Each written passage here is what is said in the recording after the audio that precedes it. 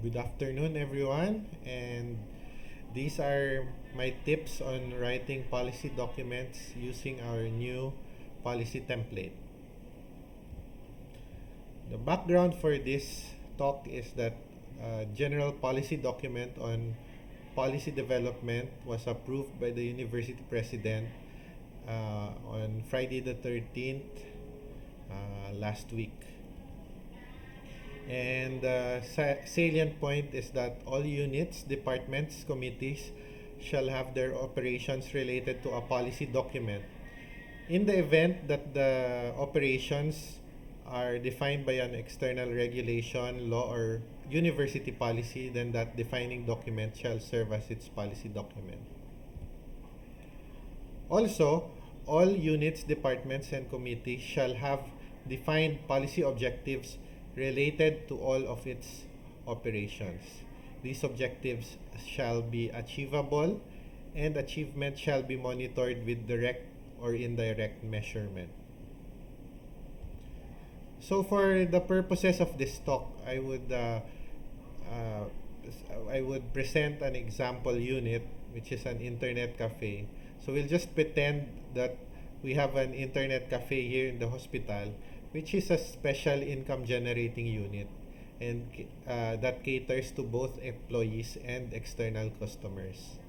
And for simplicity's sake, this is the example that I chose so that other complications like manual or regulations are not included.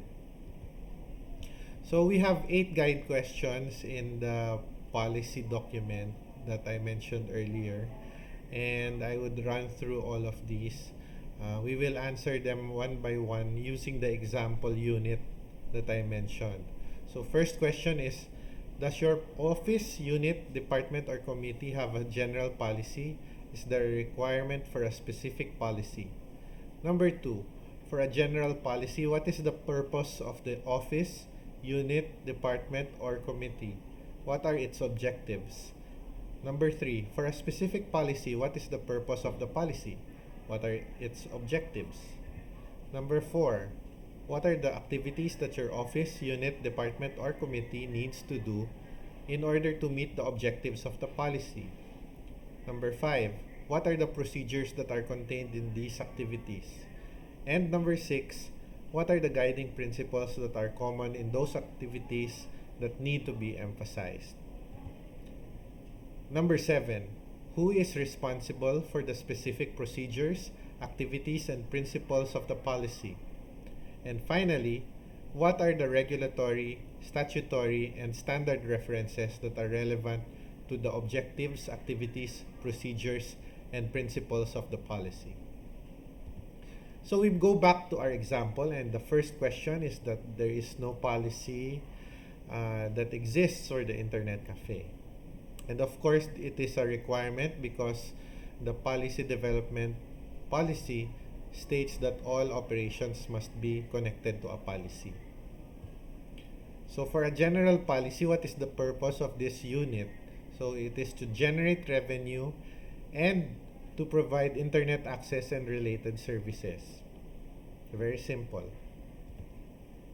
So the provision for a specific policy is not applicable in this case because there is no policy that is required by law, regulation, or standard. No? So as emphasized earlier, it requires a general policy as a unit of this hospital. So again, we connect our activities in our office, unit, department, or committee to the objectives that we have stated earlier. And for the first objective, generate revenue, you would imagine that there are these activities related to it. So costing, pricing, also cashiering, and the proposal for new offerings or new services. For the second objective, which is to provide internet access and related services, we need to ensure that the service and the associated equipment are working. So equipment check, maintenance, which is your equipment and facilities. So equipment, PC, also the mouse and the keyboard, and facilities maintenance like the cleanliness, general 5S compliance. Third would be your internet connectivity issue protocol. So what happens if your internet connection is down? Of course, it's an internet cafe, and you need to have internet for an internet cafe to be effective. And fourth would be security. How do you secure the premises of the cafe? So those are the activities that are related to the two objectives stated earlier. Next, what are the procedures that are contained in these activities? So related from other units, your costing and pricing, because we have a committee that determines our pricing structure. Cashiering would be from the cash section. Preventive maintenance is done by our Management Information Systems Office for our computers. Of course, we have a security protocol, housekeeping, and customer satisfaction survey. Of course, you have activities that are inherent in the Internet Cafe unit. First is the proposal for new services. Then you have a procedure when you start your day. What do you do with the equipment, the computers, as well as how do you check if they are still working or not. And there's also a procedure on how you troubleshoot your equipment, as well as the troubleshooting and reporting of internet connectivity issues. So what are the guiding principles that are common in the activities that I mentioned? Of course, you have to ensure that there is a sense of urgency in ensuring that services are uninterrupted, because if you have a break in service, you cannot provide them to your clients. Second would be that the unit should have its own initiative in creating proposals for new services. For instance, we would offer word processing or graphic design, for example. So those are additional services that can be offered by this unit and proposed for approval by top management. So this slide is a little bit small, but this just lists the people responsible for the specific procedures, activities, and principles of the policy. So you have both the head of the internet cafe and also its staff. You have involvement by cash, by MIS, by security, and housekeeping. These are just examples. Do not be afraid that you will be actually asked to contribute to a real internet cafe in the hospital. So for the internet cafe head, he or she shall be responsible for the overall operations of the cafe, including its staff and equipment, supervise staff on performance of the activities enumerated in this policy, coordinate with other units, propose new services, and comply with the procedure on customer satisfaction. Of course, the staff shall report to the internet cafe head and will perform the following procedures as part of their regular work. No? So, cashiering, initial startup and checking of equipment, troubleshooting of equipment and internet connectivity, cleanliness of the area, and securing both staff and equipment in coordination with the security staff. So of course, cash shall support the internet cafe in providing the logistics for proper cashiering, including the official receipts. MIS shall provide technical support as needed and preventive maintenance as scheduled. Security shall perform the appropriate protocols if needed by the area and shall secure the site as part of the premises of the hospital.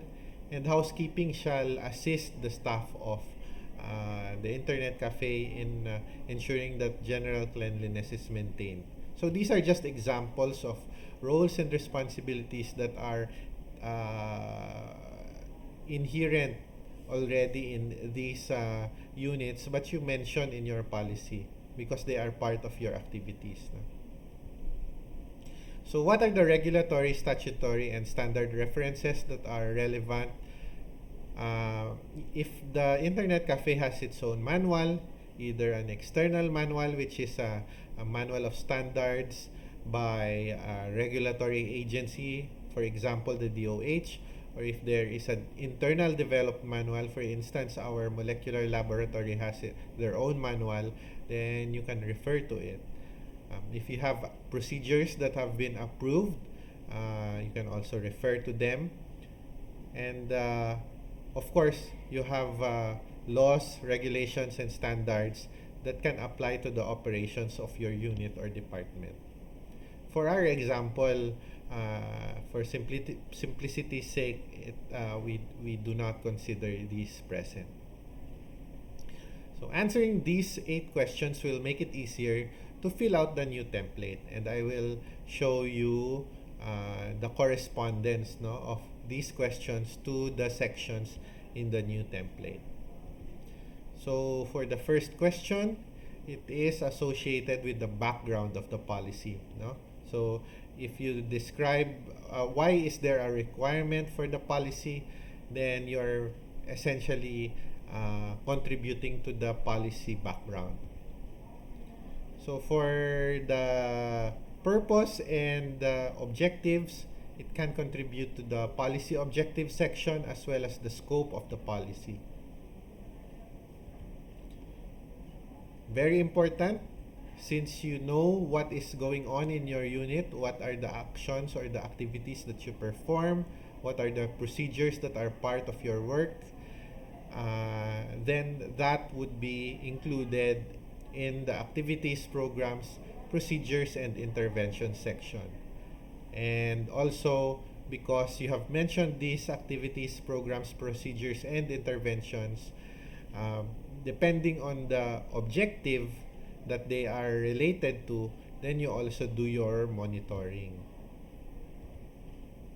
What are the guiding principles that are common to those activities that need to be emphasized?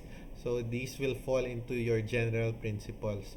So the general principles are general statements that are applicable to all your activities. You can also have specific principles for a specific section or activities, but mostly they are mentioned in the previous section, okay? Because you have already specified a section for your activities. So if there are specific things that you need to emphasize for a specific activity, you can mention them there. Who is responsible for the procedures, activities, and principles of the policy? So that is where your roles and responsibilities will fall. So if you notice, the roles and responsibilities are not copy-paste from other policies anymore.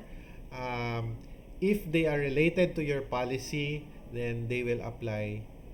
You will have to specify them here.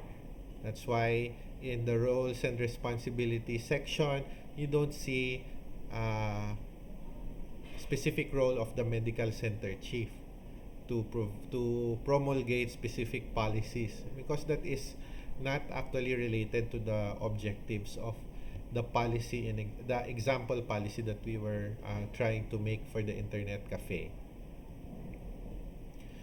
So what are the regulatory, statutory, and standard references that are relevant to the objectives, activities, procedures, and principles of the policy? This will be useful to your to add in your background, as well as to the statement of relationship to existing policies. So if you have a manual, if you have laws that you have to follow, if you have regulations, then you have to mention them in the policy. You don't need to copy everything word for word, because if these change, then you also have to change your policy. So it's better for continuity's sake and to save our trees and to not be redundant and not overstep and contradict these laws, to mention that we follow them instead, no? So what are the next steps if you have created a draft policy? No? Very important is your target setting based on the activities that are linked to objectives.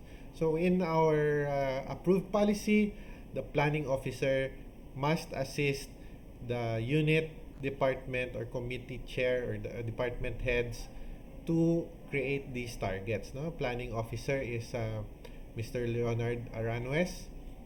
These targets can actually be used in your OPCR, IPCR as part of a more comprehensive management system.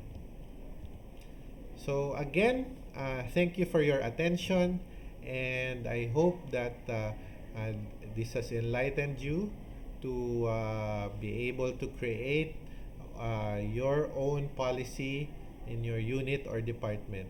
So of course, the Quality Assurance Office as well as myself will be more than welcome to answer any questions that you might have in the policy development process. The next step would be our continuous quality improvement, which is a counterpart or which complements this policy. And hopefully, we will have a culture that embraces quality as part of your working day. So thank you very much for your attention and have a great day.